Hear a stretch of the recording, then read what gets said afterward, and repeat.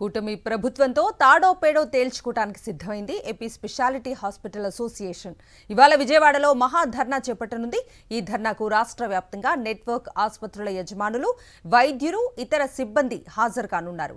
రాష్ట్ర వ్యాప్తంగా ఎంతో మంది నిరుపేదల గుండె ఘోష చంద్రబాబు కూటమి ప్రభుత్వానికి ఏమాత్రం పట్టడం లేదు. ఆరోగ్యశ్రీ సేవలు నిలిచిపోయి చికిత్సలు అందక గుండె, కిడ్నీ, క్యాన్సర్ వంటి దీర్ఘకాలిక వ్యాధిగ్రస్తుల పరిస్థితి దినదిన గండంగా మారింది.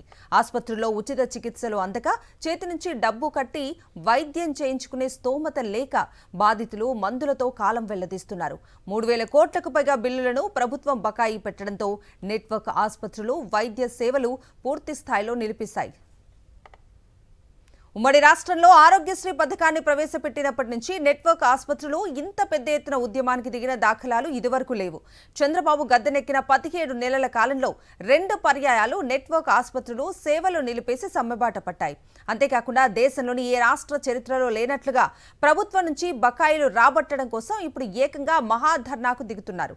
దీంతో జాతీయ స్థాయిలో పరువు పోతుందని గ్రహించిన ప్రభుత్వం ఆశా ప్రతినిధులతో బేరసారాలకు దిగింది.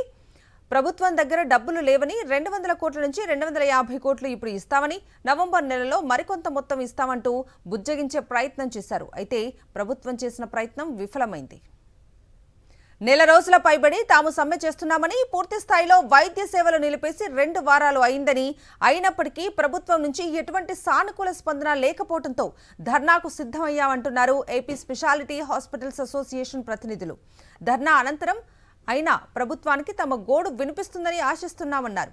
ప్రజల ఆరోగ్యాన్ని దృష్టిలో ఉంచుకుని వీలైనంత వేగంగా తమ సమస్యలను పరిష్కరించాలని కోరుతున్నారు.